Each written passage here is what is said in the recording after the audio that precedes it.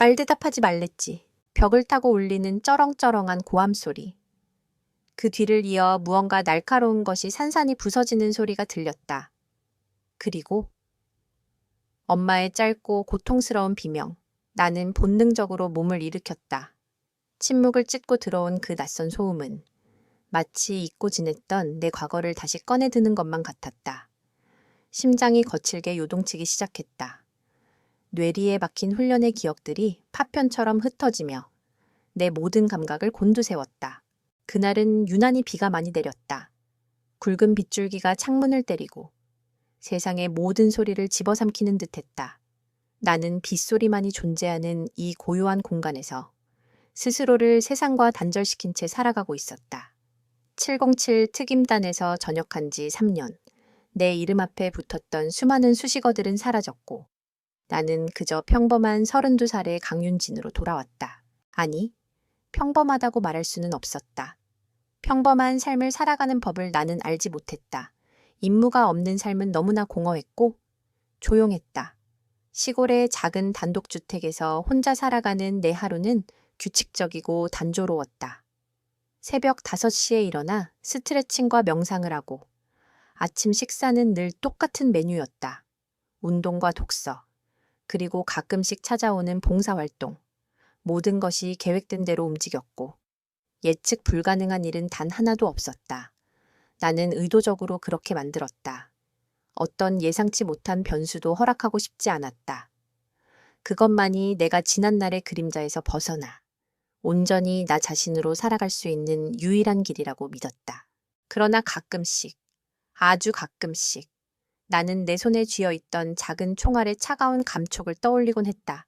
그리고 밤마다 꾸는 꿈 속에서 나는 다시 헬기에서 뛰어내리고 총을 겨누고 누군가를 구하려 안간힘을 썼다. 꿈에서 깨어나면 온몸은 식은땀으로 축축했고 심장은 여전히 미친 듯이 뛰고 있었다. 나는 늘 그 꿈의 끝에서 죽어가는 동료의 눈빛과 마주했다. 그의 눈동자에 비친 내 모습은 내가 알던 내가 아니었다. 그것은 차갑고 냉정한 감정 없는 괴물이었다. 나는 그 모습을 다시 보고 싶지 않았다. 그래서 더더욱 나 자신을 평범하고 단조로운 일상 속에 가두어 두려고 노력했다. 그날도 그런 밤이었다. 나는 차가운 바닥에 앉아 빗소리를 들으며 명상을 하려 애썼다. 그러나 빗소리 사이로 자꾸만 내 과거의 환청이 들려왔다. 총성, 비명, 그리고 피냄새. 그때 낡은 휴대폰이 울렸다. 나는 발신자를 확인하고 잠시 망설였다. 엄마. 지난 3년간 우리는 서로에게 연락을 자제했다. 내가 전역한 후 엄마는 재혼했고 나는 독립했다. 서로의 새로운 삶을 존중하자는 일종의 무언의 약속 같은 것이었다. 하지만 그 약속은 오늘 밤 깨지고 있었다. 나는 떨리는 손으로 전화를 받았다. 엄마, 윤진아. 엄마의 목소리는 너무나 작아서 빗소리에 묻혀 사라질 것만 같았다. 나는 휴대폰을 귀에 바싹 갖다 대고 다시 한번 엄마를 불렀다. 엄마? 무슨 일 있어요? 왜 목소리가 이래요? 아니야. 아무 일도 아니야. 그냥 네 목소리가 듣고 싶어서. 엄마의 말은 이어졌지만 나는 그 말 속에서 미묘한 떨림과 불안을 감지했다. 그것은 거짓말이었다. 평생을 평화롭게 살아온 엄마의 목소리 속에서 나는 지금껏 단 한 번도 느껴보지 못했던 두려움을 느꼈다. 그리고 그 순간 전화기 너머로 무언가 둔탁한 소리가 들려왔다. 마치 무언가 쓰러지는 듯한 소리. 엄마 무슨 소리예요? 괜찮아요. 나는 다급하게 외쳤다. 그러나 돌아오는 대답은 없었다. 전화는 끊겼고 나는 텅 빈 전화기를 든 채 멍하니 앉아 있었다. 온몸의 신경이 날카롭게 곤두섰다. 나는 더 이상 이 상황을 방관할 수 없었다. 내 직감은 이것이 단순한 문제가 아니라고 외치고 있었다. 그것은 마치 훈련 상황에서 적을 감지했을 때처럼 차갑고 명확했다. 나는 자리에서 벌떡 일어섰다. 내 몸은 이미 무의식적으로 움직이고 있었다. 나는 재빨리 옷을 갈아입고 평소에 숨겨두었던 낡은 군용 가방을 꺼냈다. 가방 안에는 비상용 허가증과 위장복, 그리고 몇 가지 필수 장비들이 들어 있었다. 그것들은 내가 전역한 후에도 결코 버릴 수 없었던 내 삶의 일부였다. 나는 거울 앞에 서서 내 모습을 바라보았다. 3년 동안 평화롭게 살아왔던 나의 얼굴은 다시금 냉정하고 차가운 전투원의 모습으로 돌아가고 있었다. 내 눈빛은 더 이상 공허하지 않았다. 그것은 날카롭게 빛나고 있었고 그 안에는 잃어버렸던 나의 본능이 되살아나고 있었다. 나는 긴장했지만 동시에 묘한 해방감을 느꼈다. 어쩌면 나는 이 순간을 무의식적으로 기다려왔는지도 모른다. 다시 내가 해야 할 일이 생겼다는 것에 나는 오랜만에 살아있다는 감각을 느꼈다. 나는 조용히 현관문을 열고 집 밖으로 나섰다. 빗줄기는 여전히 굵었고 세상은 어둠 속에 잠겨 있었다. 나는 빗속을 뚫고 낡은 트럭에 올랐다. 시동을 걸자 엔진 소리가 빗소리와 뒤섞이며 거칠게 울렸다. 내 목적지는 전북 군산. 엄마가 재혼 후 살고 있는 빌라촌이었다. 나는 핸들을 잡은 손에 힘을 주었다. 내 눈빛은 오직 한 곳만을 향해 있었다. 나는 더 이상 과거에 갇혀 있을 수 없었다. 나는 이제 내가 잃어버렸던 모든 것을 되찾기 위한 긴 여정의 시작점에 서 있었다. 그리고 나는 알았다. 이 길의 끝에는 내가 지난 3년간 그토록 외면하고 싶었던 진실이 나를 기다리고 있다는 것을. 나는 어둠 속을 뚫고 한참을 달렸다. 낡은 트럭의 헤드라이트 불빛이 빗줄기를 가르며 흔들렸다. 빗물이 번진 창밖의 풍경은 낯설고 이질적이었다. 3년 만에 다시 찾아가는 엄마의 집. 그곳은 내가 어린 시절을 보냈던 정든 집과는 완전히 다른 곳이었다. 엄마는 내가 전역한 후 낯선 남자와 재혼했다. 나는 그 선택을 존중했다. 평생을 홀로 나를 키우느라 고생한 엄마에게도 새로운 행복을 찾을 권리가 있다고 생각했다. 나는 엄마의 재혼을 축복했고 그 후로 엄마와의 연락을 의도적으로 줄였다. 서로의 새로운 삶에 방해가 되고 싶지 않았기 때문이다. 그러나 지금 나는 그 선택을 후회하고 있었다. 내가 너무 이기적이었던 것은 아닐까? 엄마가 새로운 삶을 시작하는 동안 나는 내 상처에만 몰두하며 나 자신을 세상과 단절시켰다. 나는 엄마의 행복을 위해 그녀를 떠나보냈다고 생각했지만 사실은 내가 그녀를 외면했던 것일지도 모른다. 내 안의 어둠이 엄마의 빛을 집어삼킬까 두려웠던 것이다. 나는 핸들을 잡은 손에 힘을 주었다. 어떤 후회도 소용없었다. 지금 내가 해야 할 일은 엄마의 곁으로 달려가 그녀의 안전을 확인하는 것. 그것뿐이었다. 밤 11시가 넘은 시각. 나는 목적지에 도착했다. 전북 군산의 낡은 빌라촌.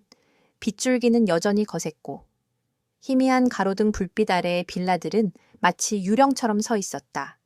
나는 트럭을 빌라촌 구석에 세워두고 뒷좌석에서 슬리퍼를 꺼내 신었다. 그리고 허리춤에 감춰둔 작은 권총의 차가운 감촉을 확인했다. 혹시 모를 상황에 대비한 나의 오랜 습관이었다.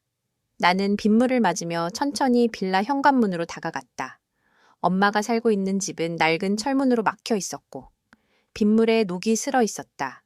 나는 초인종을 누르려다 멈칫했다.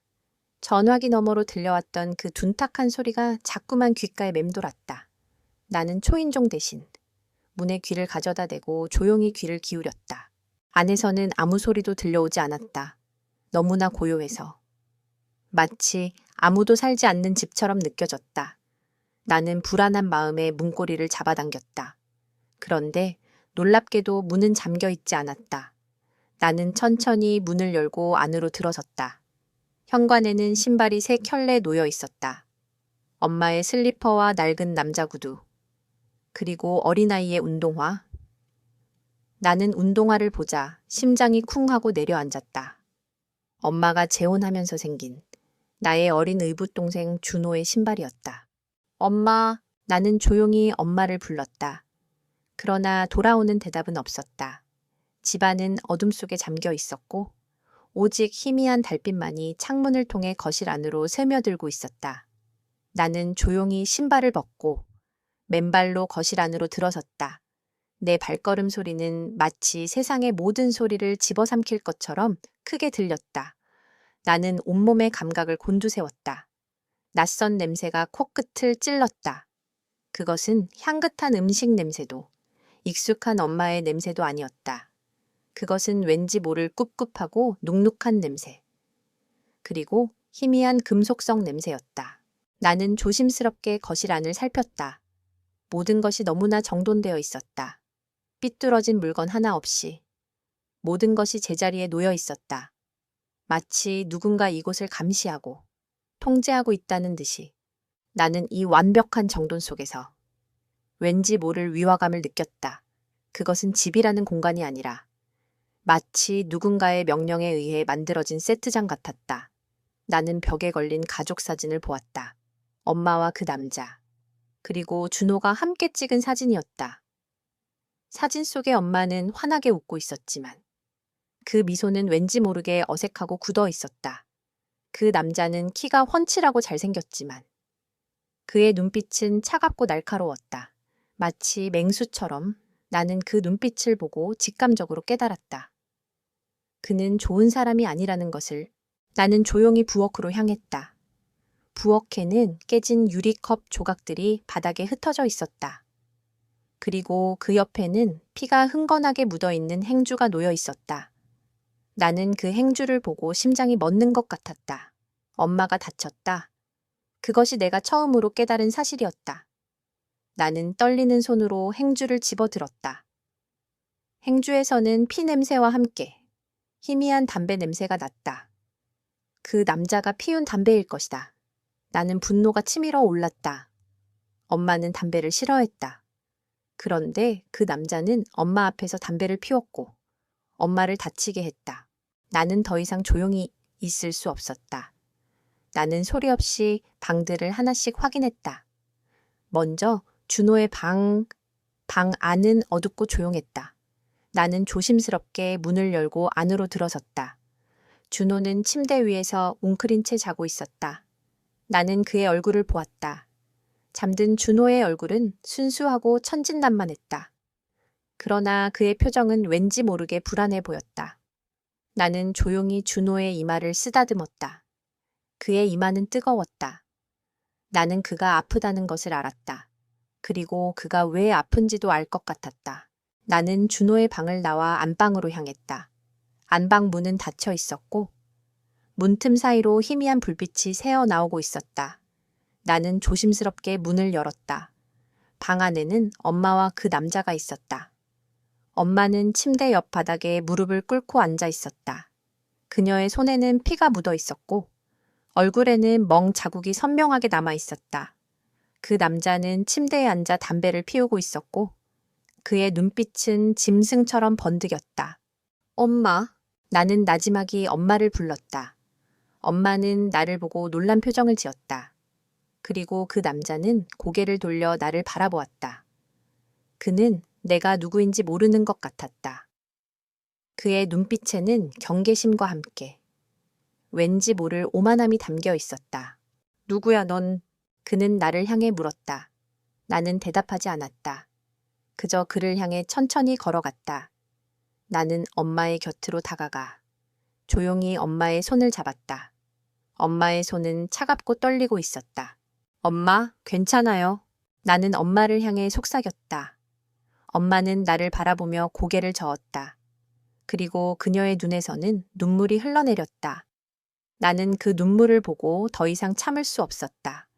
내 안에 모든 분노가 폭발하는 것을 느꼈다. 나는 자리에서 일어나 그 남자를 향해 돌아섰다. 당신이 우리 엄마한테 무슨 짓을 한 거야? 나는 차갑고 날카로운 목소리로 물었다. 그 남자는 나의 질문에 코웃음을 쳤다. 너 누구냐고 이 집 일에 끼어들지 마. 여긴 내 집이야.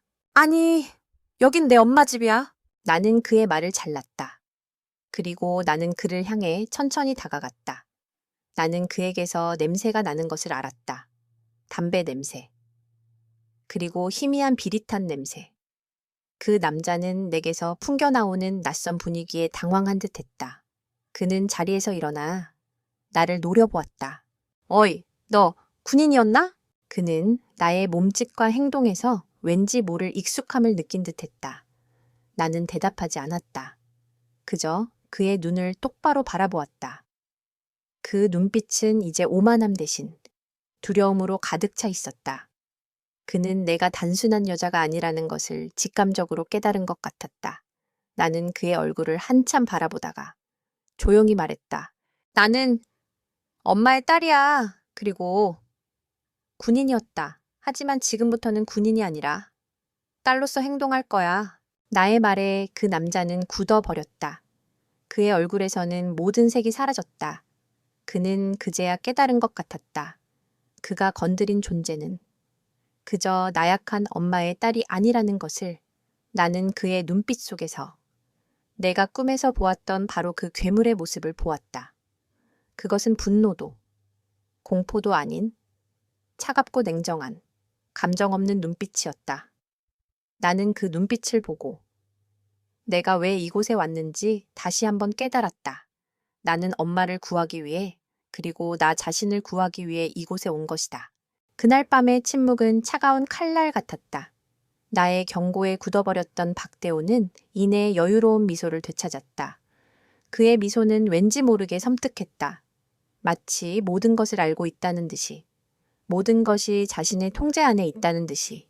그는 헛기침을 하며 자리에서 일어섰다. 그래? 윤진이 네가 군인이었지? 내가 깜빡했네. 이제 보니 장모님한테는 든든한 딸이 있구만. 그는 나를 향해 느릿느릿 걸어오며 말했다. 그의 목소리에는 이전의 거친 분노 대신 끈적하고 듣기 싫은 비아냥거림이 묻어 있었다. 나는 그의 눈을 똑바로 바라보며 아무런 대답도 하지 않았다. 그저 그의 다음 행동을 예측하며 온몸의 감각을 곤두세웠다. 어머니, 괜찮으세요? 제가 부축해 드릴게요. 그는 갑자기 돌변하여 엄마를 향해 상냥한 목소리로 말했다. 그는 피 묻은 엄마의 손을 조심스럽게 감싸고 일으켜 세웠다. 마치 조금 전에 폭력은 존재하지 않았던 것처럼. 엄마는 그의 손에 이끌려 일어서면서도 여전히 불안한 눈빛으로 나를 바라보았다. 그 눈빛은 내게 괜찮다고 말하고 있었지만 동시에 어서 도망가라고 외치고 있었다. 나는 그 눈빛 속에서 엄마의 모든 두려움을 읽을 수 있었다. 자, 윤진이 왔으니 다 같이 저녁이라도 먹자고. 늦었지만 박대호는 태연하게 말했다. 나는 그의 제안을 거절할 수 없었다. 아니, 거절해서는 안 되었다. 그의 행동은 교활했다. 내가 그의 제안을 거절하고 엄마를 데리고 나가려 한다면 그는 분명 더 큰 문제를 만들 것이다. 나는 그의 의도를 알았다. 그는 내가 여기서 무력하게 지켜보는 수밖에 없도록 만들고 싶었던 것이다. 나는 조용히 고개를 끄덕였다. 네, 좋아요. 엄마는 믿을 수 없다는 눈으로 나를 바라보았다. 나는 엄마를 안심시키기 위해 애써 미소를 지었다. 엄마는 내 손을 잡고 부엌으로 향했고 박대호는 나를 뒤따라왔다. 나는 그의 등 뒤에서 느껴지는 차가운 시선에 온몸이 굳어지는 것을 느꼈다. 이 집은 더 이상 엄마의 집이 아니었다. 그것은 거대한 감옥이었다. 그리고 나는 이제 막 그 감옥의 문을 열고 들어선 것이다. 저녁 식사는 어색하고 불편했다. 박대호는 아무 일도 없었다는 듯이 태연하게 말을 걸었다. 그는 내게 저녁 후의 삶에 대해 물었고 나는 짧게 대답했다. 준호는 식탁에 앉아 있었지만 숟가락조차 들지 않았다. 그의 눈은 늘 바닥을 향해 있었고 나는 그 눈동자 속에서 깊은 두려움을 읽을 수 있었다. 나는 그의 곁으로 다가가 조용히 그의 어깨를 쓰다듬었다. 준호는 순간 흠칫했지만 이내 다시 굳어버렸다. 준호야, 밥 좀 먹어. 누나가 만들어준 밥이잖아. 내가 준호를 향해 말하자 박대호가 차가운 목소리로 말했다. 준호는 원래 말이 없고 입이 짧아. 너무 신경 쓰지 마. 박대호의 말에는 은근한 경고가 담겨 있었다. 너는 이 아이에게 함부로 접근할 수 없다고 말하는 듯했다. 나는 그의 말에 아무런 대꾸도 하지 않았다.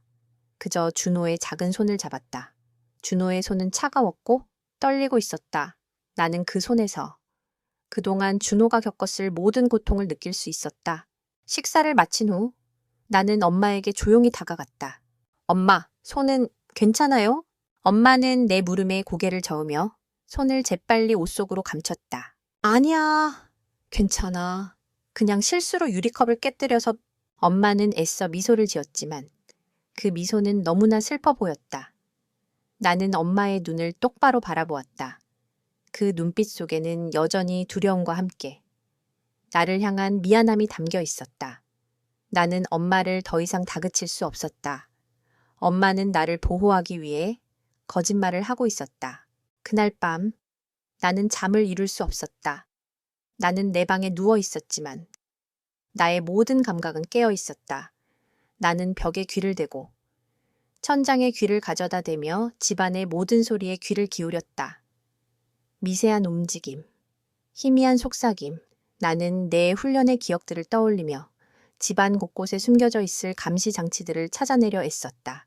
나는 침대 밑을 살폈고 서랍장 뒤를 더듬었다. 그리고 마침내 나는 작은 카메라 렌즈 하나를 발견했다. 그것은 액자 뒤에 교묘하게 숨겨져 있었고 육안으로는 거의 식별이 불가능했다. 나는 그 카메라 렌즈를 보고 온몸에 소름이 돋는 것을 느꼈다. 박대호는 우리를 감시하고 있었다. 이 집은 그의 감옥이었고 우리는 그의 감시 아래 놓여 있었다. 나는 내 휴대폰을 꺼내 그 카메라 렌즈를 촬영했다. 그리고 나는 다른 감시 장치들을 찾아내기 위해 밤새도록 집안을 샅샅이 뒤졌다. 벽에 걸린 시계, 천장에 붙어 있는 스피커, 심지어 화분에 놓인 조약돌 아래에서도 나는 작은 감시 장치들을 발견했다. 박대호는 우리의 모든 것을 감시하고 통제하고 있었다. 새벽녘, 나는 내 방, 책상, 서랍 안에서 낡은 사진첩 하나를 발견했다. 그것은 어린 시절에 내가 엄마와 함께 찍은 사진들이었다. 그리고 그 사진첩 맨 뒤에는 낡은 편지 봉투가 끼워져 있었다. 나는 조심스럽게 편지 봉투를 꺼냈다. 봉투 위에는 사랑하는 지연에게라는 글씨가 적혀 있었다. 그것은 아빠의 필체였다. 나는 떨리는 손으로 편지 봉투를 열었다. 편지 안에는 아빠의 편지와 함께 낡은 사진 한 장이 들어 있었다. 사진 속에는 아빠가 군복을 입고 있었다. 그리고 그 옆에는 낯선 남자들이 함께 서 있었다. 그런데 나는 그 남자들의 얼굴을 보고 숨을 멈췄다. 그들은 내가 저녁 후에도 늘 나를 찾아왔던 국정원 소속의 남자들이었다. 그리고 그 사진의 맨 끝에는 놀랍게도 박대호가 서 있었다. 그는 아빠와 함께 웃고 있었다. 나는 그 사진을 보고 온몸이 굳어버렸다. 아빠는 단순한 군인이 아니었다. 그는 비밀스러운 조직에 속해 있었다. 그리고 박대호는 아빠와 아는 사이였다. 아니, 그들은 단순한 아는 사이가 아니었다. 그들은 동료였고 친구였다. 그리고 이제 박대호는 아빠의 죽음 이후 엄마와 준호의 삶을 통제하고 있었다. 나는 그 사진과 편지를 보고 모든 퍼즐이 맞춰지는 것을 느꼈다. 아빠의 죽음은 사고가 아니었다. 그것은 계획된 암살이었다. 그리고 엄마는 그 진실을 알고 있었고 우리를 보호하기 위해 침묵하고 있었다. 박대호는 엄마를 감시하고 통제하며 그 진실을 영원히 숨기려고 했던 것이다. 나는 떨리는 손으로 사진과 편지를 다시 서랍 안에 넣어두었다. 나는 이제 내가 왜 이곳에 왔는지, 그리고 내가 무엇을 해야 하는지 명확하게 알았다. 이것은 단순한 가정폭력 사건이 아니었다. 그것은 거대한 음모였고 나는 그 음모의 한가운데에 서 있었다. 나는 더 이상 도망칠 수 없었다. 나는 아빠의 죽음의 진실을 밝히고 엄마와 준호를 구하고 그리고 나 자신을 구해야 했다. 나는 밤새도록 잠들지 못했다. 내 눈은 밤의 어둠 속에서도 빛나고 있었다.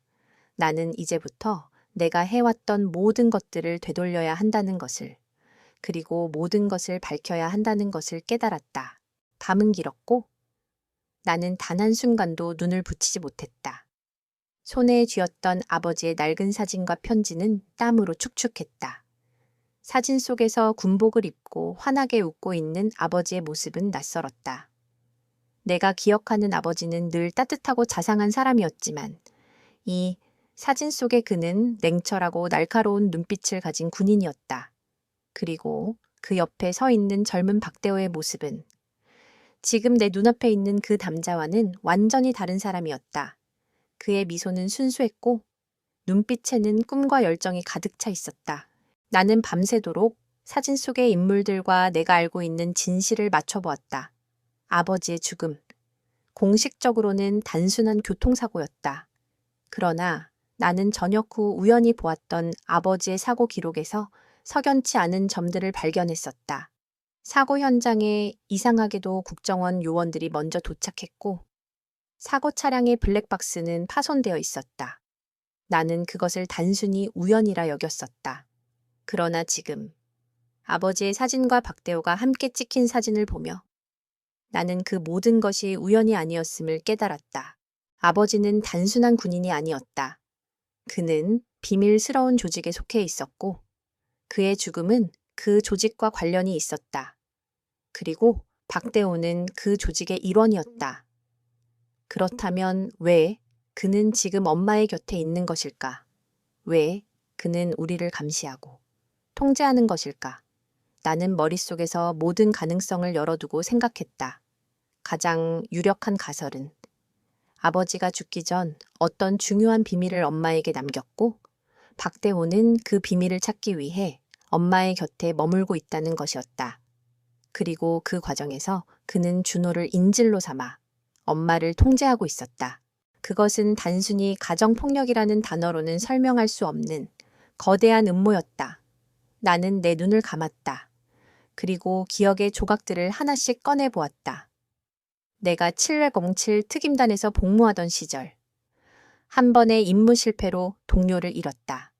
그 임무는 민간인을 보호하는 작전이었지만 누군가의 배신으로 인해 모든 것이 물거품이 되었다. 나는 그 작전의 유일한 생존자였다. 그리고 나는 죽어가는 동료의 손을 잡고 약속했다. 반드시 진실을 밝혀내겠다고. 그러나 저녁 후 나는 그 약속을 잊고 살았다. 나는 내 마음속의 그림자에서 벗어나기 위해 모든 것을 외면했다. 그러나 지금 나는 그 약속의 무게를 다시 한번 느꼈다. 아버지의 죽음, 나의 임무 실패, 그리고 엄마와 준호의 고통. 이 모든 것이 하나의 거대한 사슬로 연결되어 있었다. 나는 더 이상 도망칠 수 없었다. 나는 이 사슬을 끊고 모든 것을 바로잡아야 했다. 동이 트기 시작했다. 희미한 햇살이 창문을 통해 방 안으로 스며들었다. 나는 서랍 안에 있던 아버지의 편지와 사진을 다시 꺼내 보았다. 그리고 편지 속에 숨겨져 있던 작은 메모지를 발견했다. 메모지에는 알 수 없는 암호와 함께 C7이라는 숫자가 적혀 있었다. 나는 그 숫자를 보고 온몸에 소름이 돋는 것을 느꼈다. C7? 그것은 군 특수인력 보호 대상 중 내부 전환을 고려 중인 인원에게 붙는 코드였다. 그리고 나는 한 번도 그 코드에 대해 들어본 적이 없었다. 나는 메모지를 든 채 멍하니 앉아 있었다. 나의 머릿속은 혼란스러웠다. 아버지는 C7이었고 나는 C7에 대해 아무것도 몰랐다. 그리고 박대호는 C7의 일원이었다. 그렇다면 그는 왜 지금 나를 통제하려 하는 것일까? 나는 그 이유를 알 수 없었다. 그러나 한 가지는 분명했다. 박대호는 나를 경계하고 있었고 나를 감시하고 있었다. 그는 나의 모든 행동을 지켜보고 있었고 내가 어떤 움직임을 보이든 그는 나보다 한 발 앞서 나갈 것이다. 아침이 되었다. 나는 잠시 후 박대호가 내게 어떻게 나올지 예상했다. 그는 어젯밤의 충격에서 벗어나 다시 예전의 냉철하고 교활한 모습으로 돌아올 것이다. 그는 나를 시험하고 나를 통제하려 할 것이다. 나는 그에게 내가 그의 통제 아래에 있다는 것을 보여줘야 했다. 그래야만 내가 그의 계획을 알아내고 그를 무너뜨릴 수 있는 기회를 얻을 수 있었다. 나는 방에서 나와 부엌으로 향했다. 엄마는 이미 아침 식사를 준비하고 있었다. 그녀의 얼굴에는 어제의 고통의 흔적이 남아 있었지만 그녀는 애써 밝은 표정을 지으려 노력하고 있었다. 준호는 식탁에 앉아 있었지만 여전히 말이 없었다. 박대호는 신문을 보며 커피를 마시고 있었다. 그는 나를 보자 짧게 미소를 지었다. 잘 잤니?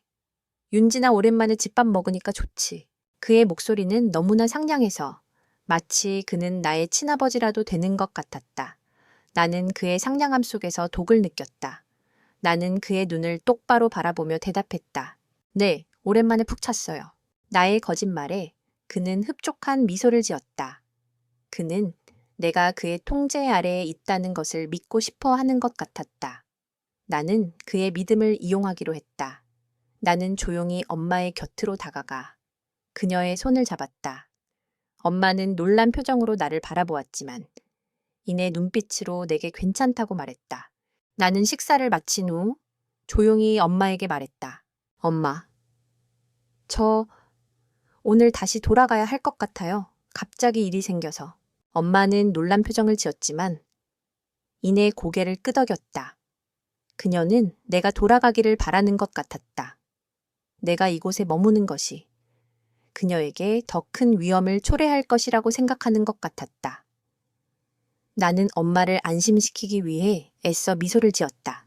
너무 걱정하지 마세요. 엄마, 제가 자주 올게요. 그리고 준호한테도요. 나는 준호의 머리를 쓰다듬었다. 준호는 나의 손길에 살짝 미소를 지었다. 나는 그 미소를 보고 가슴이 먹먹해지는 것을 느꼈다. 그 작은 미소 속에는 그동안 준호가 겪었을 모든 고통과 그리고 나를 향한 작은 희망이 담겨 있었다. 나는 준호를 뒤로하고 현관으로 향했다. 박대호는 나를 현관까지 배웅했다. 그의 얼굴에는 만족스러운 미소가 가득했다. 그는 내가 그를 두려워하고 도망간다고 생각하는 것 같았다. 그러나 나는 그에게서 멀어지며 속으로 다짐했다. 나는 도망가는 것이 아니다. 나는 싸우기 위해 물러서는 것이다. 나는 이제부터 내가 해왔던 모든 것들을 되돌려야 한다는 것을 알았다. 나의 삶을 되찾고 엄마와 준호를 구하고 그리고 아빠의 죽음의 진실을 밝혀내야 했다. 나는 트럭에 올라 시동을 걸었다. 낡은 트럭은 거친 엔진 소리를 내며 출발했다. 나는 백미러로 집을 바라보았다. 집은 여전히 어둠 속에 잠겨 있었고 그 속에서 박대호의 그림자가 보였다. 나는 그 그림자를 보며 이를 악물었다. 나는 이제 내가 싸워야 할 적이 무엇인지 알았다. 그것은 단순한 개인이 아니었다. 그것은 거대한 시스템이었고 나는 그 시스템에 홀로 맞서야 했다. 그러나 나는 더 이상 혼자가 아니었다. 나의 뒤에는 엄마와 준호, 그리고 아버지의 유령이 있었다. 나는 그들을 위해 반드시 이 싸움에서 승리해야 했다. 나는 트럭을 몰고 한참을 달렸다. 백미러로 멀어져 가는 집을 바라보며 나는 엄마의 얼굴을 떠올렸다. 내가 돌아간다고 말했을 때 엄마의 눈빛은 절망과 안도감이 뒤섞여 있었다. 그녀는 내가 떠나는 것을 바라면서도 동시에 나를 잃는 것에 대한 두려움에 떨고 있었다. 나는 그녀의 마음을 읽을 수 있었다. 그리고 박대호의 표정 또한 잊을 수 없었다. 그가 나에게 지었던 흡족한 미소 속에는 네가 감히 내 영역을 침범하려 했지만 결국 너도 무서워서 도망가는구나 하는 조소가 가득했다. 그는 내가 그의 통제 아래에 굴복했다고 믿을 것이다. 내가 다시금 나의 과거로 도망치려 한다고 생각할 것이다. 그러나 나는 도망가는 것이 아니었다. 그것은 나의 전략이었다. 전장에서 후퇴는 패배를 의미하는 것이 아니었다. 그것은 때로는 적을 속이고 다시 공격할 기회를 얻기 위한 교활한 속임수였다. 나는 지금 그 속임수를 쓰고 있는 것이다. 박대호는 내가 떠났다고 생각하겠지만 나는 그에게서 한 발짝도 벗어나지 않을 것이다. 나는 그림자 속으로 숨어 들어가 그의 모든 움직임을 감시하고 그의 약점을 찾아낼 것이다. 나는 낡은 고속도로 휴게소에 차를 세웠다. 그리고 평소 사용하지 않던 외부에서는 추적이 불가능한 휴대폰을 꺼냈다. 전원을 켜고 나는 엄마에게 전화를 걸었다. 신호음은 길게 이어졌다. 한 번, 두 번, 세 번. 나의 심장은 미친 듯이 뛰고 있었다. 엄마가 전화를 받지 않으면 어떡하지? 그녀가 박대호의 감시 아래 놓여 있다면 어떡하지? 나는 불안한 마음을 억누르며 계속해서 전화를 걸었다. 여보세요. 마침내 엄마의 목소리가 들려왔다. 그러나 그 목소리는 너무나 작고 떨려서 나는 내가 잘못 들은 줄 알았다. 엄마, 나야. 윤진아, 너 괜찮은 거지? 정말 돌아갔니? 엄마의 목소리에는 여전히 두려움이 가득했다. 나는 그녀의 불안을 감지하고 조심스럽게 말했다. 네, 엄마, 저 무사히 돌아왔어요. 걱정하지 마세요. 이제 괜찮아요. 내가 괜찮다고 말했을 때 나는 의도적으로 목소리를 떨었다. 그것은 박대호가 우리의 통화를 듣고 있을 가능성을 염두에 둔 행동이었다. 내가 불안해하는 것처럼 보일수록 그는 더욱 안심할 것이다. 나는 엄마에게 괜찮다는 말 속에 지금은 위험하니 조심하라는 메시지를 담았다. 너? 왜 그랬니? 그냥 여기서 살면 안 되는 거였니? 엄마는 울먹이며 말했다. 나는 그녀의 말에서 진심을 느꼈다. 그녀는 내가 정말로 그녀를 버리고 갔다고 생각하는 것 같았다. 나의 가슴은 찢어지는 듯 아팠다. 그러나 나는 흔들리지 않았다. 나는 그녀에게 내가 돌아갔다고 믿게 만들어야 했다. 그것만이 그녀를 보호하는 유일한 방법이었다.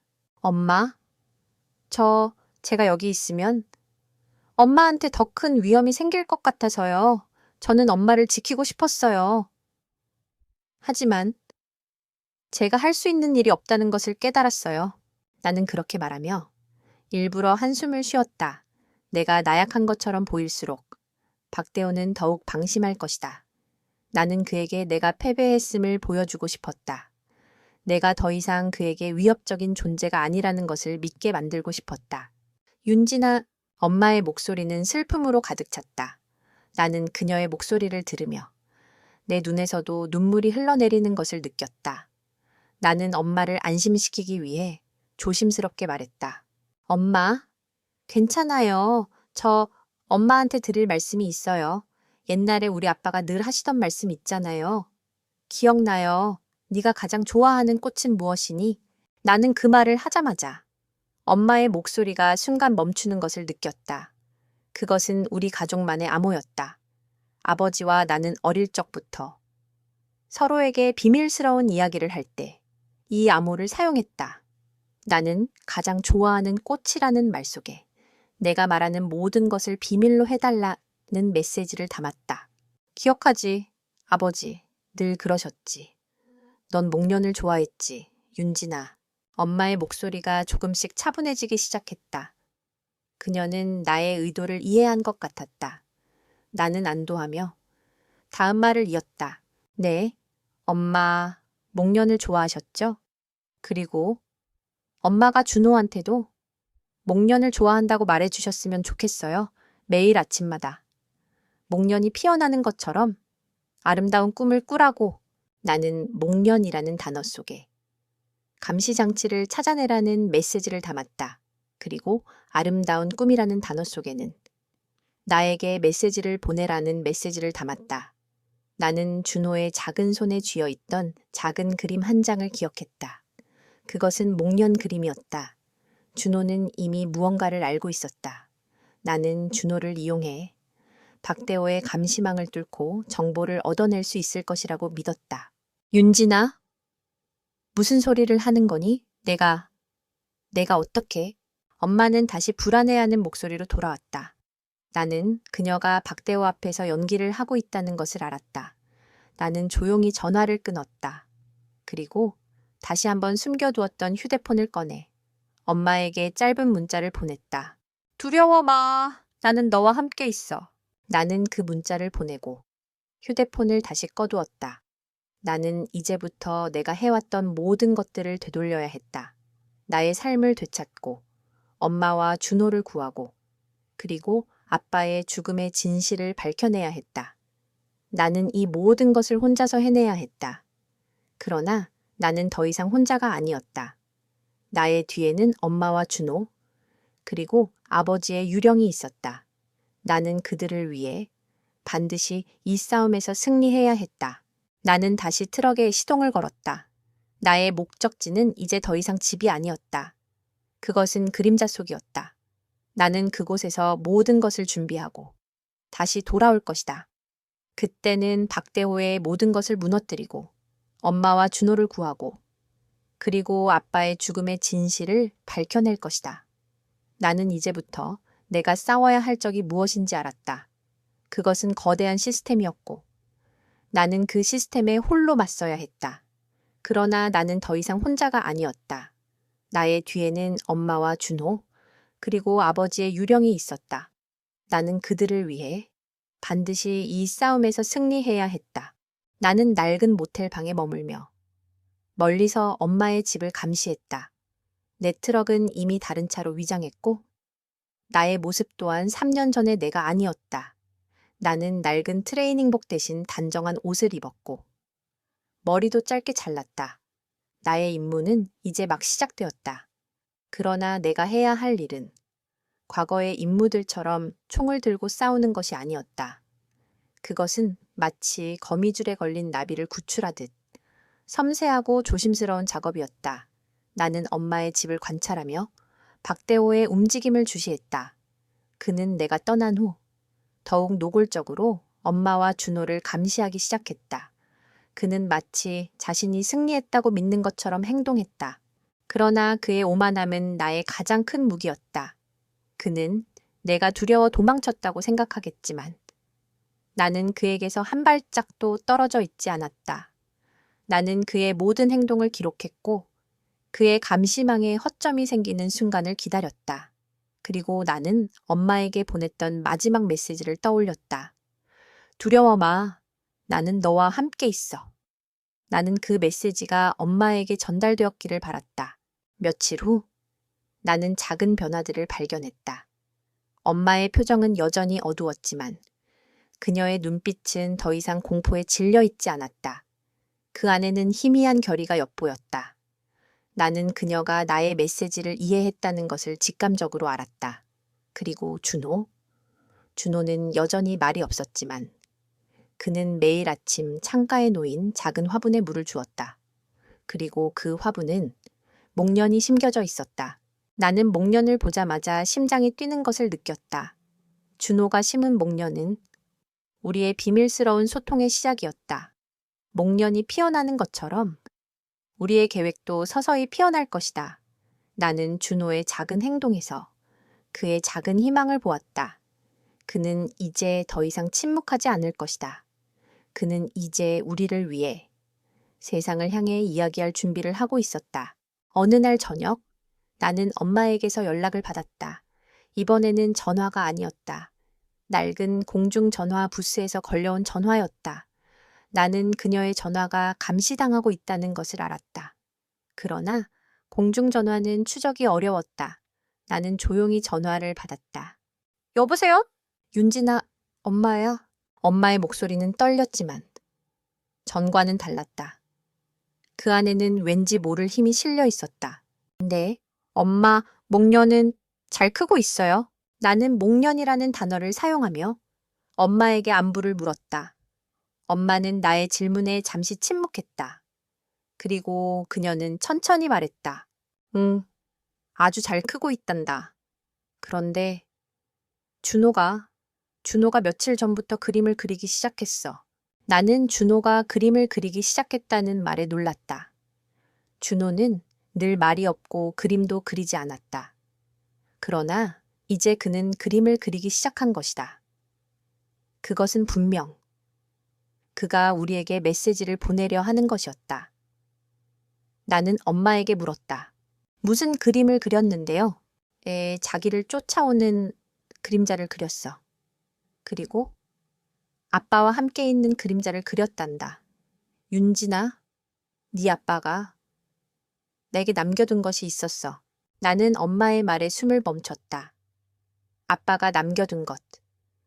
그것은 내가 찾고 있던 바로 그 진실이었다. 엄마는 그동안 혼자서 그 비밀을 지키려 애썼던 것이다.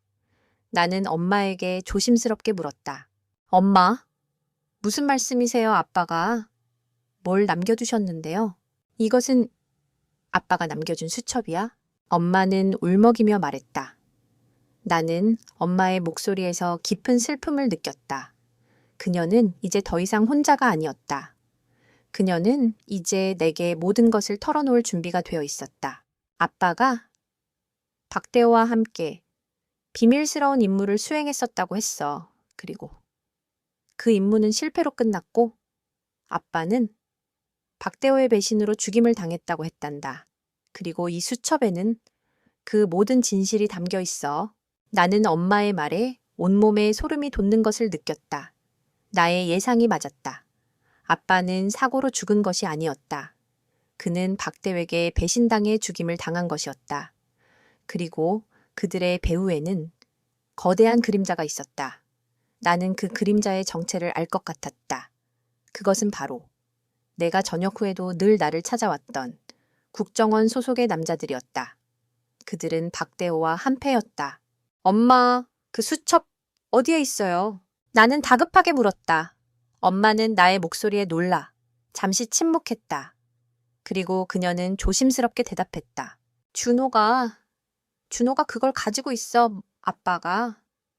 죽기 전에 준호에게 이 수첩을 주면서 꼭 지켜야 한다고 했단다. 나는 준호의 침묵이 무엇을 의미하는지 이제야 알았다. 그는 단순한 말이 없는 아이가 아니었다. 그는 아빠의 유품을 지키는 작은 전사였다. 나는 준호의 작은 어깨에 얹혀졌을 무게를 생각하며 가슴이 먹먹해지는 것을 느꼈다. 엄마, 괜찮아요. 이제 모든 것을 저에게 말해주세요. 제가 다 해결할게요. 나는 엄마에게 말했다. 엄마는 나의 말에 울음을 터뜨렸다. 그녀의 울음소리는 슬픔과 함께 왠지 모를 안도감이 섞여 있었다. 그녀는 드디어 그 무거운 짐을 내려놓을 수 있게 된 것이다. 윤진아, 나는 너를 지키려 했었어. 너에게 이 모든 것을 알리지 않고 혼자서 해결하려고 했었어. 하지만 나는 실패했어. 박대호는 너무나 교활한 사람이야. 그는 나를 벼랑 끝으로 몰고 갔어. 나는 이제 더 이상 버틸 힘이 없어. 윤진아, 제발 나를 용서해 주렴. 엄마는 울면서 나에게 용서를 구했다. 나는 그녀의 울음소리를 들으며 내 눈에서도 눈물이 흘러내리는 것을 느꼈다. 나는 엄마에게 말했다. 엄마? 용서해 달라고 하지 마세요. 엄마는 저와 준호를 지키기 위해 모든 것을 희생했어요. 엄마는 가장 강한 사람이에요. 나는 엄마에게 말했다. 나의 말에 엄마의 울음소리가 잦아들었다. 그녀는 나의 말을 듣고 조금씩 안정을 되찾는 것 같았다. 나는 엄마에게 말했다. 엄마, 이제부터는 제가 엄마를 지켜드릴게요. 엄마는 이제부터 제가 시키는 대로만 하세요. 그리고 준호한테도 이제부터는 제가 시키는 대로만 하라고 전해주세요. 우리는 함께 이 싸움에서 이겨야 해요. 나는 엄마에게 말했다. 나의 말에 엄마는 다시 고개를 끄덕였다. 그녀의 눈빛은 더 이상 두려움에 떨지 않았다. 그 안에는 결의가 가득했다. 우리는 이제 함께였다. 나는 이제 더 이상 혼자가 아니었다. 나는 엄마와 준호, 그리고 아버지의 유령과 함께 이 거대한 싸움에서 승리할 것이다. 나는 전화를 끊고 창밖을 바라보았다. 멀리서 목련이 피어나는 것처럼 우리의 희망도 서서히 피어나고 있었다. 엄마와의 통화는 나의 모든 것을 바꾸어 놓았다. 아버지의 죽음이 사고가 아닌 배신과 암살이라는 진실, 그리고 그 배신자의 얼굴이 박대호라는 사실. 나는 그동안 내가 겪어온 모든 고통과 내가 외면해왔던 그림자들이 하나의 거대한 실타래로 엮여 있다는 것을 깨달았다. 그러나 나는 혼자가 아니었다. 엄마와 준호는 나의 든든한 아군이었다. 그리고 나는 이제 또 한 명의 아군을 찾아야 했다. 그는 김태호였다. 7077 특임단에서 나의 동기이자 가장 친한 친구. 우리가 함께했던 마지막 임무에서 태호는 부정한 명령에 반기를 들었다는 이유로 불명예 전역을 당했다. 그리고 나는 그 임무의 유일한 생존자로 혼자서 모든 진실을 묻어두고 살아왔다. 나는 그에게 지난 3년간 연락하지 않았다.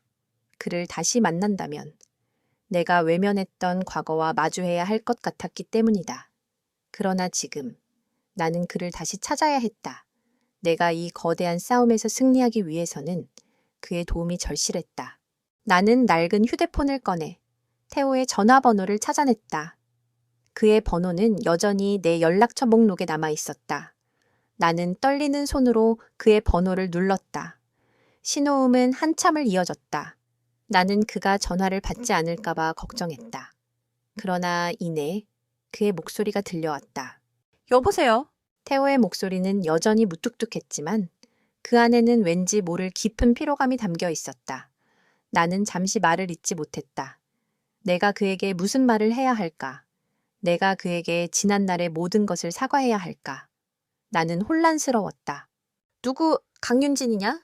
태호는 내가 침묵하자 나의 정체를 짐작한 듯 말했다. 나는 그의 목소리를 듣고 눈물이 핑 도는 것을 느꼈다. 응, 나야 뭐 태호야. 너 갑자기 왜 할 말이 있어. 너를 만나야겠어. 나는 떨리는 목소리로 말했다. 태호는 잠시 침묵했다. 그리고 그는 길게 한숨을 내쉬며 말했다. 알았어. 내일 오후 3시에 한강공원 벤치에서 보자. 아무한테도 말하지 말고 혼자 와. 나는 태호의 말에 고개를 끄덕였다. 그가 나의 요청을 거절하지 않은 것에 안도했다. 나는 그와 다시 만날 생각에 두려웠지만 동시에 왠지 모를 희망을 느꼈다. 내가 혼자가 아니라는 희망. 다음 날 오후 3시 나는 약속 장소에 도착했다. 한강공원의 벤치에는 태호가 먼저 와 있었다. 그는 여전히 낡은 군복을 입고 있었고 그의 얼굴은 여전히 무뚝뚝했다. 그러나 그의 눈빛은 전보다 더욱 깊고 어두워 보였다. 나는 그를 향해 천천히 걸어갔다. 태호야, 내가 그의 이름을 부르자. 그는 고개를 돌려 나를 바라보았다. 그의 눈빛은 차가웠지만 그 안에는 왠지 모를 반가움이 담겨 있었다. 그는 나를 보며 짧게 말했다. 오랜만이네. 응? 오랜만이야. 나는 그의 곁에 앉았다. 우리는 한동안 아무 말도 하지 않았다. 그저 한강을 바라보며 서로의 존재를 확인했다. 우리의 침묵 속에는 지난 3년간의 모든 고통과 상실감이 담겨 있었다. 나는 먼저 입을 열었다. 미안해. 태호야, 내가 너에게 연락하지 않아서. 태호는 나의 사과에 고개를 저었다. 네, 잘못이 아니야. 나는 어차피 그 세계에 속할 수 없는 사람이었어. 너는 달랐지. 너는 그 세계에 남아있을 이유가 있었고, 나는 태호의 말에 눈물이 핑 도는 것을 느꼈다. 그는 나를 이해하고 있었다. 그는 내가 왜 그 세계에서 도망쳤고, 왜 침묵할 수밖에 없었는지 알고 있었다. 나는 태호에게 모든 것을 털어놓았다. 아버지의 죽음, 박대호, 그리고 엄마와 준호. 나는 그에게 아버지의 사진과 편지, 그리고 준호가 그린 그림을 보여주었다. 태호는 나의 이야기를 듣고 한동안 말이 없었다. 그는 아버지의 사진과 편지를 한참 동안 들여다보았다. 그리고 그는 깊은 한숨을 내쉬었다. 이것은 내가 짐작했던 것보다 더 거대한 음모야? 그리고 너는 그 음모의 한가운데에 서 있어. 태호는 나를 향해 말했다. 그의 목소리는 차갑고 단호했다. 박대호는 혼자가 아니야. 그의 배후에는 더 거대한 그림자가 있어. 너의 아버지의 죽음과 나의 불명의 저녁. 이 모든 것은 그 그림자가 만든 작품이야. 나는 태호의 말에 고개를 끄덕였다. 나는 이미 모든 것을 짐작하고 있었다. 그러나 태호의 입에서 그 말이 나오자 나는 비로소 그 모든 것이 현실이라는 것을 깨달았다. 태호야, 나는 이 모든 것을 밝혀내야 해. 아버지의 죽음, 너의 불명의 저녁, 그리고 엄마와 준호를 구해야 해. 나는 이대로 포기할 수 없어. 나는 태호에게 말했다. 태호는 나의 말을 듣고 씁쓸한 미소를 지었다. 너는 여전히 정의로운 사람이구나. 하지만 윤진아, 이 길은 험난할 거야. 너는 모든 것을 잃을 수도 있어. 너의 과거, 너의 미래, 그리고 너의 목숨까지도. 태호는 나를 향해 경고했다. 나는 그의 경고를 들으며 마음속으로 되뇌었다. 나는 이미 모든 것을 잃었어. 이제 내가 잃을 것은 아무것도 없어. 나는 태호에게 말했다. 나는 이미 모든 것을 잃었어. 이제 내가 얻을 것은 진실과 자유뿐이야. 나의 말에 태호는 더 이상 나를 말리지 않았다. 그는 고개를 끄덕이며 말했다. 알았어? 우리가 함께하자. 너는 더 이상 혼자가 아니야. 나는 태호의 말에 눈물이 터져 나왔다. 나는 그를 끌어안았다. 3년 만에 처음으로 나는 따뜻한 온기를 느꼈다. 나는 태호의 어깨에 기대어 한참을 울었다. 그리고 나는 알았다. 나는 이제부터 내가 해왔던 모든 것들을 되돌려야 한다는 것을, 나의 삶을 되찾고 엄마와 준호를 구하고 그리고 아버지의 죽음의 진실을 밝혀내야 했다. 나는 이 모든 것을 태호와 함께 해낼 것이다. 우리는 이제 더 이상 혼자가 아니었다. 우리는 함께였다. 태호와의 재회는 내게 잃어버렸던 나침반을 되찾아준 것과 같았다. 우리는 더 이상 길을 잃은 두 사람이 아니었다. 우리는 목표를 가진 하나의 팀이었다. 우리의 목표는 명확했다. 아버지의 죽음의 진실을 밝히고 엄마와 준호를 구하고 그리고 이 모든 것을 조종하고 있는 거대한 그림자를 세상에 드러내는 것. 우리는 밤늦도록 계획을 세웠다. 태호는 내가 잊고 지냈던 군사작전의 모든 것을 다시 상기시켜 주었고 나는 그의 경험과 나의 직감을 결합하여 완벽한 계획을 만들어냈다. 우리의 첫 번째 임무는 아버지의 유품인 수첩을 확보하는 것이었다. 엄마의 전화 통화에서 수첩은 준호가 가지고 있다고 했다. 그러나 박대호의 감시가 여전히 삼엄한 상황에서 우리가 직접 준호를 만나 수첩을 받는 것은 불가능했다. 그래서 우리는 목련이라는 암호를 사용하기로 했다. 나는 엄마에게 보낸 메시지에서 목련이 피어나는 것처럼 아름다운 꿈을 꾸라고 말했다. 그리고 준호는 그 메시지를 이해한 것 같았다. 그는 매일 아침 창가에 놓인 화분에 물을 주었고 그 화분은 목련이 심겨져 있었다. 우리는 준호가 그림을 그리기 시작했다는 엄마의 말에 주목했다. 우리는 준호의 그림이 우리에게 보내는 메시지라고 확신했다. 그리고 얼마 후 우리는 준호의 그림을 엄마에게서 받을 수 있었다. 준호는 그림 속에 박대호와 함께 있는 아빠를 그렸다. 그리고 그림의 한쪽 구석에는 낡은 시계탑이 그려져 있었다. 시계탑의 시간은 오후 4시 45분을 가리키고 있었다. 나는 시계탑 그림을 보자마자 심장이 뛰는 것을 느꼈다. 그것은 준호가 우리에게 보내는 메시지였다. 오후 4시 45분. 그것은 준호가 아빠의 수첩을 숨겨둔 시간이었다. 나는 태호와 함께 준호의 그림을 분석했다. 그림 속에는 시계탑 외에도 다른 여러 가지 그림들이 있었다. 나는 그 그림들 속에서 아버지의 수첩이 숨겨져 있는 장소를 찾아냈다. 그것은 준호의 침대 아래에 있는 낡은 나무 상자였다. 나는 태호와 함께 준호의 그림을 보며 모든 퍼즐이 맞춰지는 것을 느꼈다. 준호는 아빠의 수첩을 숨겨두었고 박대호는 그것을 찾지 못했다. 그리고 준호는 우리가 수첩을 찾을 수 있도록 우리에게 그림을 통해 메시지를 보낸 것이다. 나는 준호의 작은 용기에 눈물이 핑 도는 것을 느꼈다. 그는 더 이상 말이 없는 아이가 아니었다. 그는 우리를 돕는 가장 강력한 조력자였다. 우리는 즉시 계획을 실행에 옮겼다. 태호는 박대호의 감시망을 교란시키기 위해 집 주변에 작은 폭발물을 설치했다. 박대호는 폭발 소리에 놀라 집 밖으로 뛰쳐나올 것이고 그 틈을 타 나는 집 안으로 침투하여 준호의 방에서 수첩을 찾아낼 것이다. 우리의 계획은 완벽했다. 그러나 나는 불안했다. 혹시라도 준호가 다치지는 않을까? 박대호가 우리를 눈치채지는 않을까? 나는 불안한 마음을 억누르며 태호에게 말했다. 태호야, 혹시라도 문제가 생기면 나는 준호를 먼저 구해낼 거야.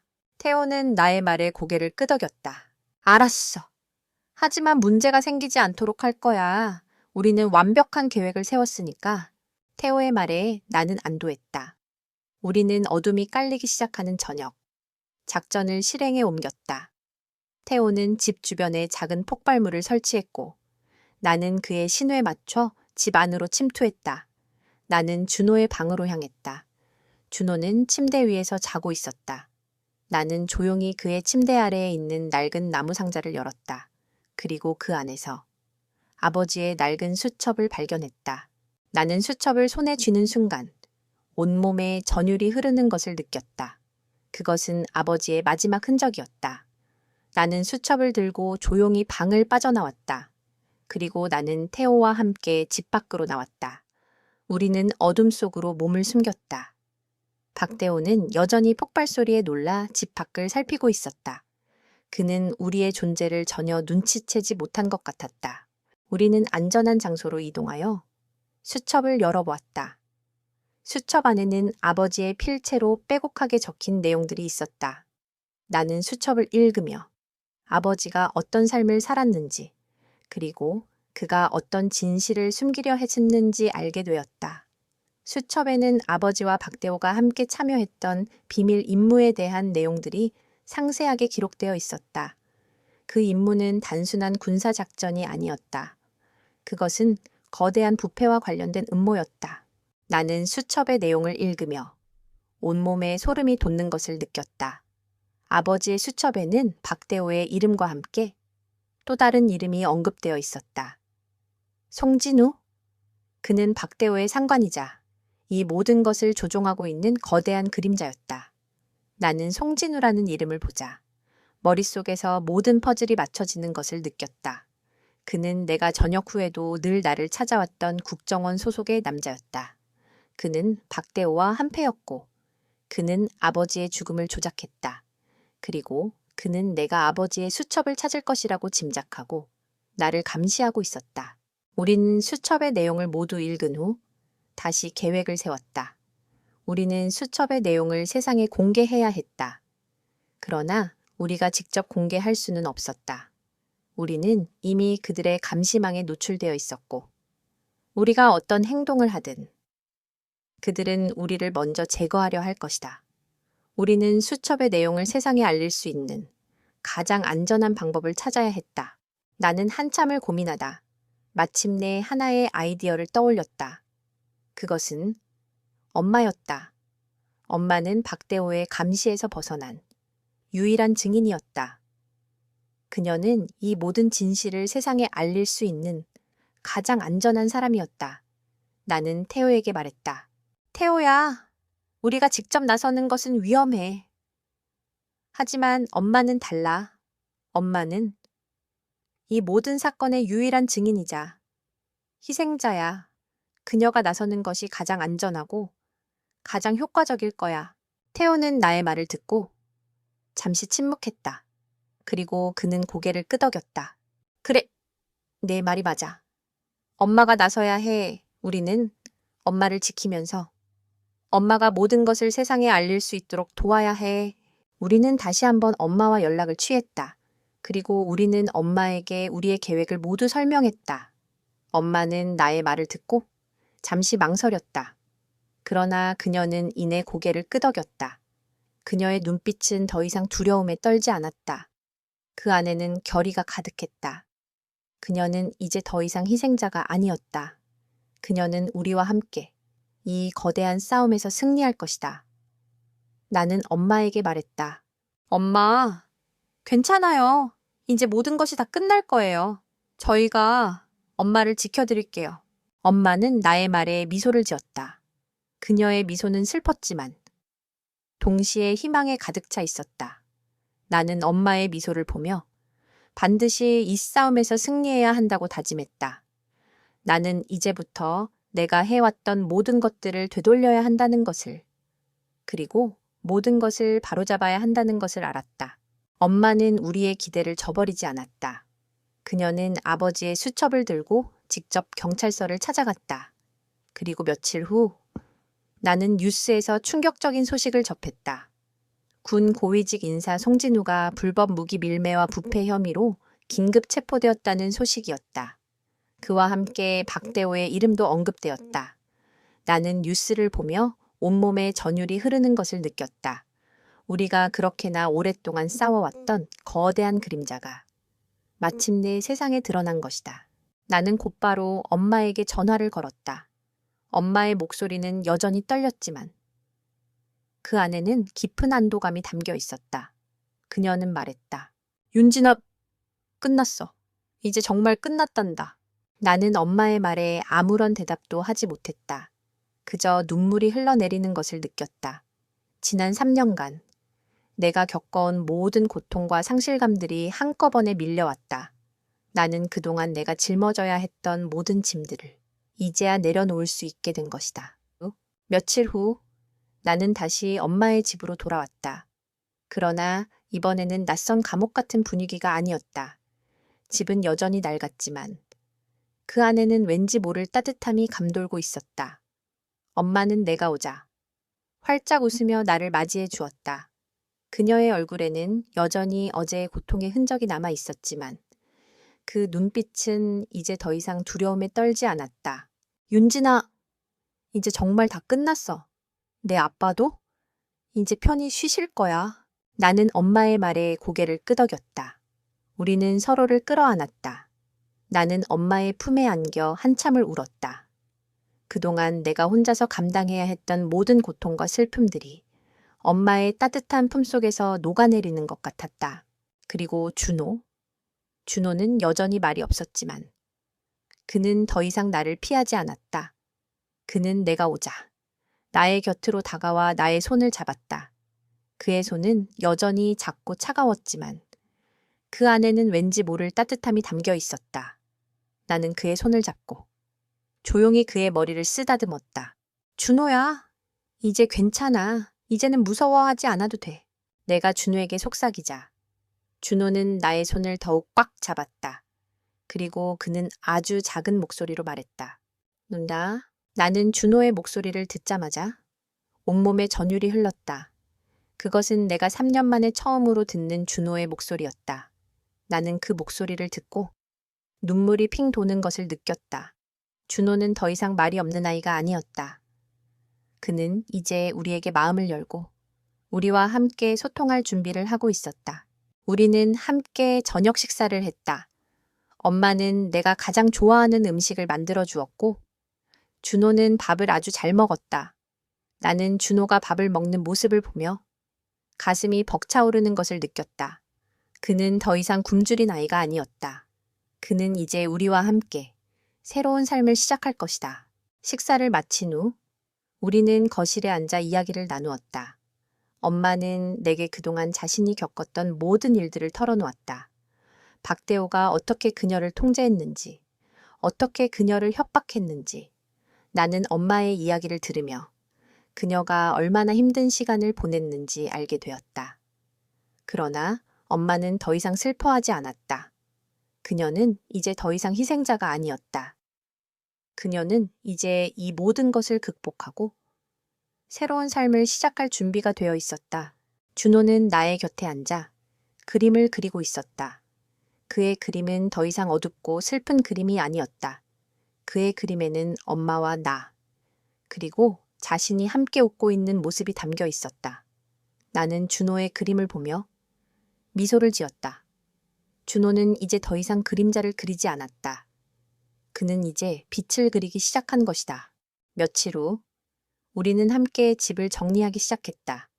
박대호가 남겨둔 모든 물건들을 버리고 새로운 가구들을 들여놓았다. 엄마는 창가에 새로운 꽃들을 심었고 준호는 그 꽃들에 매일 아침 물을 주었다. 나는 그 모습을 보며 우리의 집이 이제야 비로소 집다워졌다는 것을 느꼈다. 어느 날 저녁, 나는 엄마와 함께 창가에 앉아 있었다. 밖은 늦은 가을에 바람이 불고 있었고 낡은 가로등 불빛이 희미하게 빛나고 있었다. 나는 엄마에게 말했다. 엄마, 이제부터는 우리가 함께 살아요. 제가 엄마와 준호를 지켜드릴게요. 엄마는 나의 말에 고개를 끄덕였다. 그녀의 눈에서는 눈물이 흘러내렸다. 그러나 그 눈물은 슬픔의 눈물이 아니었다. 그것은 희망의 눈물이었다. 우리는 서로의 손을 잡고 한참을 그렇게 앉아 있었다. 나는 이제 더 이상 혼자가 아니었다. 나는 엄마와 준호와 함께 새로운 삶을 시작할 것이다. 나는 그날 밤 오랜만에 깊은 잠에 빠져들었다. 꿈속에서 나는 더 이상 총을 들고 싸우지 않았다. 나는 그저 엄마와 준호와 함께 따뜻한 집에서 웃고 있었다.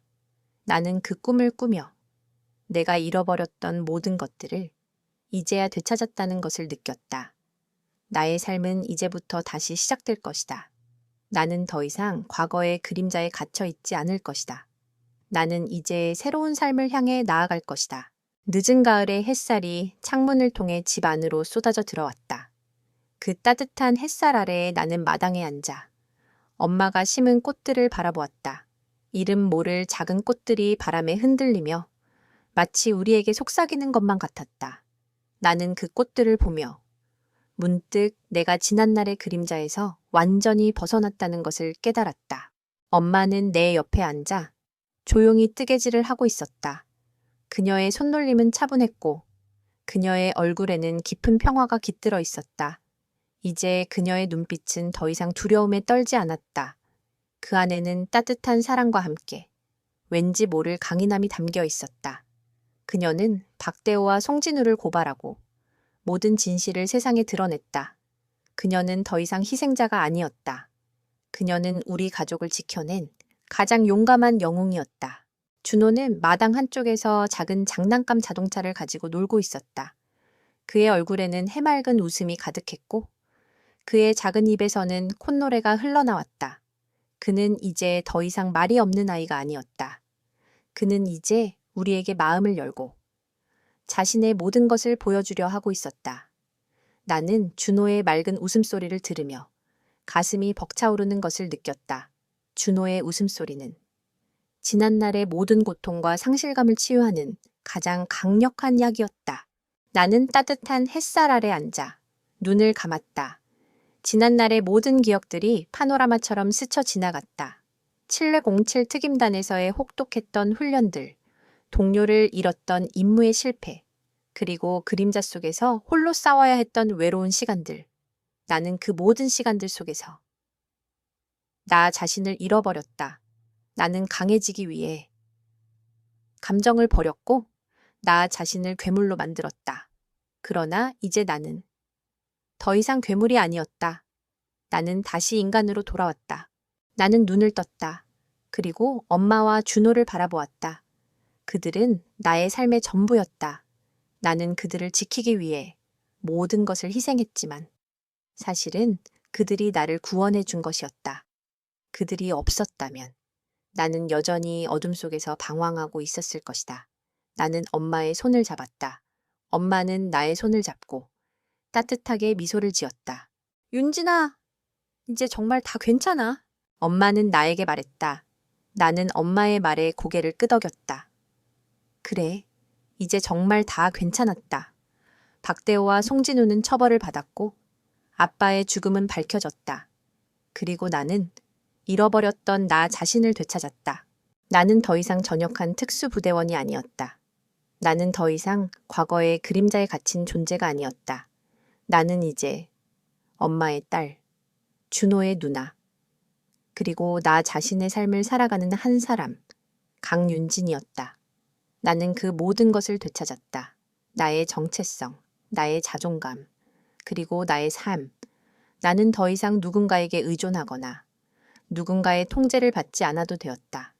나는 온전히 나 자신의 힘으로 나의 삶을 개척해 나갈 수 있게 된 것이다. 해가 서산으로 넘어가고 있었다. 붉게 물든 하늘은 아름다웠다. 나는 엄마와 준호와 함께 그 붉은 노을을 바라보았다. 우리는 아무 말도 하지 않았지만 서로의 존재만으로도 충분했다. 우리의 마음은 이미 하나로 연결되어 있었다. 나는 이제야 비로소 내가 진정한 의미의 자유를 얻었다는 것을 깨달았다. 그것은 단순히 감옥에서 벗어나는 자유가 아니었다. 그것은 지난날의 모든 고통과 상실감에서 벗어나 나 자신으로 살아갈 수 있는 자유였다. 나는 조용히 엄마의 어깨에 기대었다. 엄마는 나의 어깨를 감싸 안았다. 나는 그녀의 따뜻한 온기 속에서 모든 상처들이 치유되는 것을 느꼈다. 나는 이제부터 내가 해왔던 모든 것들을 되돌려야 한다는 것을, 그리고 모든 것을 바로잡아야 한다는 것을 알았다. 나는 나의 삶을 되찾고 엄마와 준호를 구하고 그리고 아빠의 죽음의 진실을 밝혀냈다. 나는 그 모든 것을 해냈다. 그리고 이제 나는 새로운 삶을 시작할 준비가 되어 있었다. 나는 낡은 일기장을 펼쳐 마지막 페이지에 글을 썼다. 나의 마지막 글은 이렇게 끝났다. 나는 더 이상 특수부대원도 누군가의 희생자도 아니다. 이제 나는 온전히 나 자신으로 존재한다. 딸로, 누나로. 그리고 한 사람으로서 나는 이제야 비로소 나 자신을 되찾았다.